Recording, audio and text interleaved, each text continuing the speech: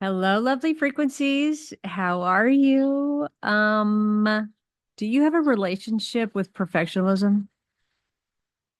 God, every time I I think that I'm letting go of that relationship, it sometimes it rears its head again. It took me 10 tries to get into this podcast as art as frequency, and I finally just had to take my own medicine. I just was like, let's be creative. Let's go get that energy flowing, go get back into my intuition, that source of trusting my intuition, that abundant feeling like I got this. It's all good.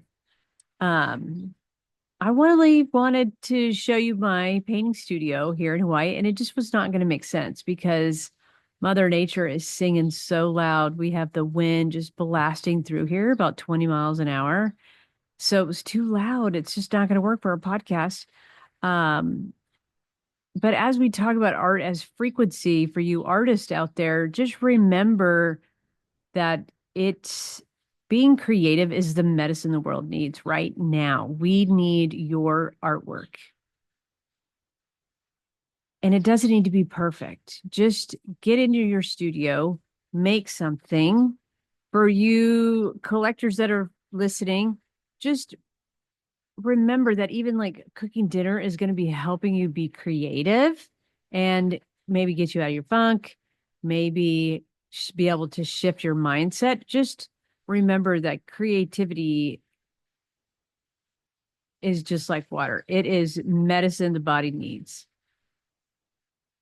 So let's get into this art as frequency because I'm pretty sure this is going to be a multi-part series. So let's take a journey. Let's go on a little trip right now. Let's set the landscape. We are in Women's History Month.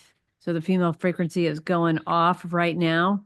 We've got spring right around the corner here in this part of the world. We've got Holi happening soon, which is that return to light and celebration of color. Because I got to tell you, color is very important to me. Even when I'm nesting here in Hawaii, when I just moved here, I mean, it's taken me a long time just to even find my favorite cup. Just having that ritual in the morning of drinking coffee out of something that I just find divine, I'm totally into. The perfect glass with the right ice to help keep my margarita right. Yeah, it's a first world developing problem, as they say, but I feel it. And it's something that I know I'm not the only one. I mean, come on, Venus ladies, we are out there all the way. All right, so let's talk about art as frequency. Why don't we take it back to the beginning? Okay, let's talk about some cave paintings. I don't want to get into a huge intellectual debate like they were creating art with a capital A art because as a humans, probably not. But what I really want to ask you and have you contemplate is what were they feeling?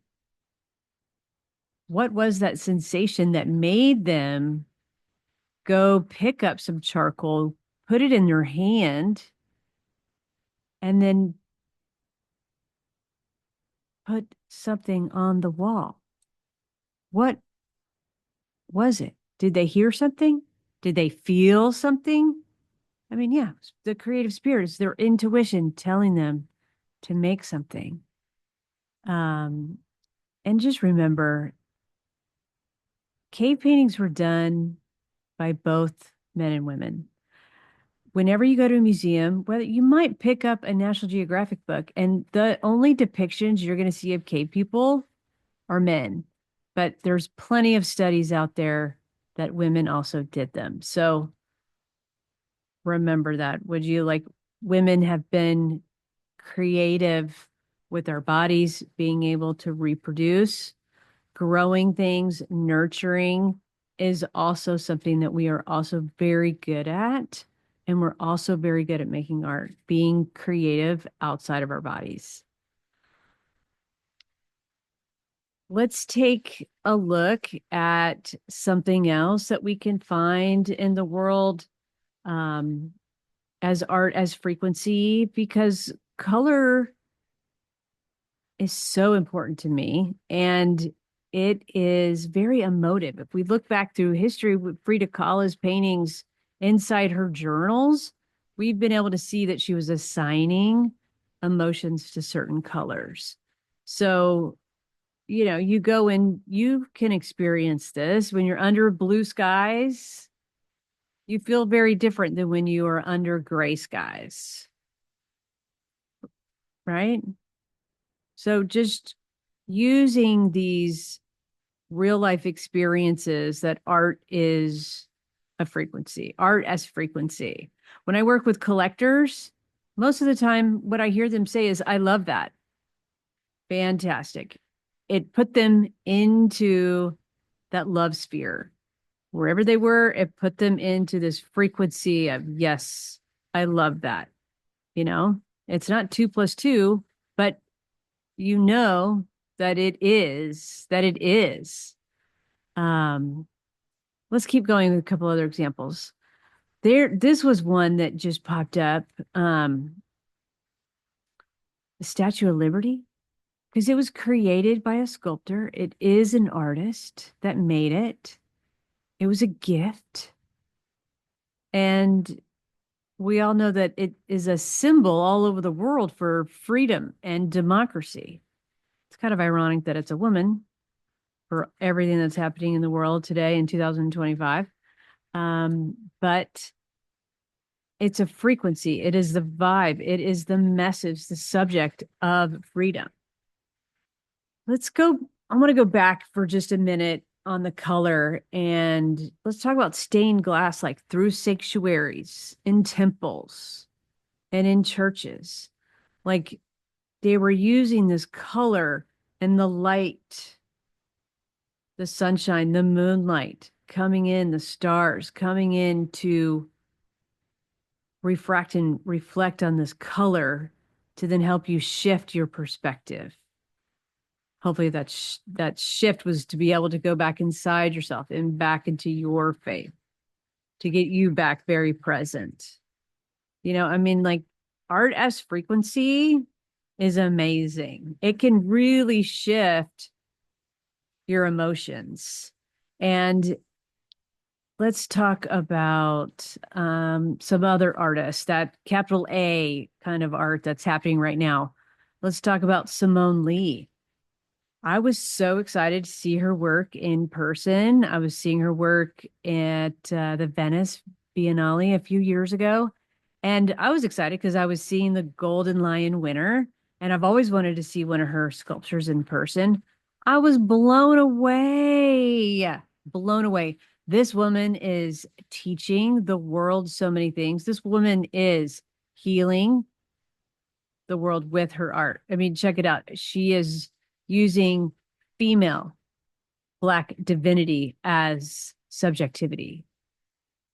She is laying it out there in a huge way. She uses a variety of medium, but her sculptures can be like 20 feet high. Definitely got to fact check me, but I remember just looking up and up and up. They're amazing. They're immersive. She's an artist making a big difference and taking up a lot of space. She gets to take up a lot of space, and so do you with your creativity. Creativity is the medicine the world needs right now. And there's a woman in India, Shilo. I'll get a picture of her work. I mean, this is wonderful Kool-Aid. I am drinking this lady's artwork up. I hope to have her on a podcast here soon. She is amazing embodiment, the female frequency. So you can see her art as frequency. It is taking the unseen and bringing it to the scene. It's able to be emotive and shift perspectives and shift the mood, shift the energy.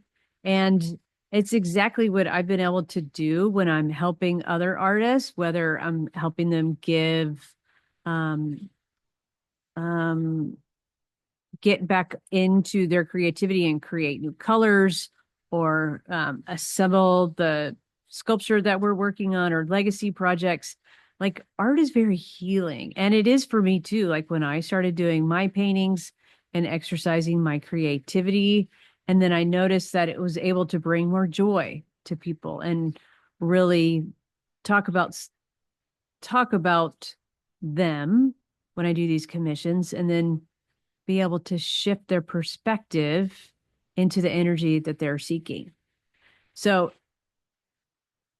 to really get down to it, creativity is the medicine the world needs right now. And you can do it. You can help be more creative. You could be more creative just in your own world. Help boost the world with your creativity. May sound a little cheesy, but I'm telling you, if everybody could just listen to their intuition and listen to their creativity, it will help you move to that next phase um, in a good way. And I hope you can tell me all about it. The other thing I wanted to let you know is that I'm offering 1 hour consultant time frames for artists right now because I believe so much that creativity is what we need in the world right now more than ever. So if you're an artist that needs more help on limited editions and what the next step is, if you're an artist that needs help on pricing, hey, if you're an artist that needs help negotiating with galleries, then this time is going to be perfect for you because each and every artist out there needs to be negotiating to know their collector's first and last name. And I could show you and give you the exact steps that you need to take and share this with the gallery because they need to help you do that. If they really want to help you with your career, you guys can negotiate just collector's first and last name. Okay. I am going to say goodbye for the day, and I hope you had a good time. I'll see you later.